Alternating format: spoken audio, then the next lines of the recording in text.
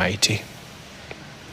Makiwa kwa wote waliopoteza wapendo wao kwenye ajali hiyo, tuangazie masuala ya vijana. Vijana katika kaunti ya Kwale wametakiwa kukoma kutumia mihadarati pamoja na kujiunga na magenge ya uhalifu. Wakizungumza katika eneo la Tiwi, kaunti ya Kwale, makatibu wakuu wawili Profesa Abdulrazak Shaukat na Dr. Abdul Mwasera wamesema kwamba badala yake vijana wanafaa kujiunga na vituo kadhaa vya kukuza vipaji vilivyoanzishwa na serikali na sekta ya binafsi. Tobias Chanji anaarifu.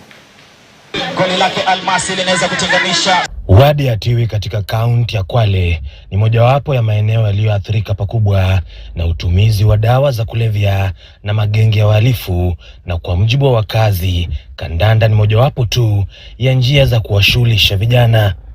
Lengo la michuano hii ni kuleta uwiano katika jamii, kutumia soka kuweza kuhubiri amani, na vile vile tunatumia soka hii kuweza kuepusha vijana na madawa yale ya kulevya.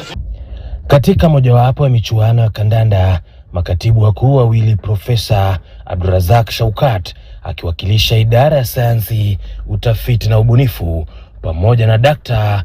Abdul Mwasera kutoka afisi ya Rais wamesema kwamba kuna mengi tu ambayo vijana wanaweza kujihusisha nayo. Tutakuja tena mheshimiwa, tupate kuzungumza na vijana wetu, tuangalie ile talent iko wapi, ili tupate kuset up hapa kama tulivyozungumza incubation and innovation center, ili na nyinyi vijana muwe mnaweza kufaidika. Hii tournament nitamwachia Prof aeleze kwa kirefu, ni kusaidia vijana vipawa tofauti tofauti.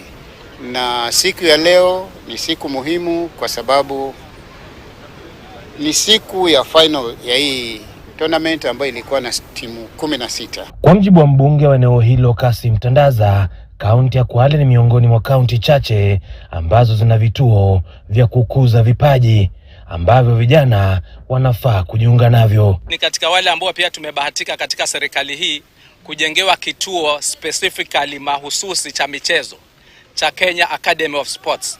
Kiko pale Matuga Girls, kinaendelea kujengwa, ni cha serikali na imani kati ya miezi 3-4 itakayoisha kitakuwa pia nacho kitakuwa kimeisha.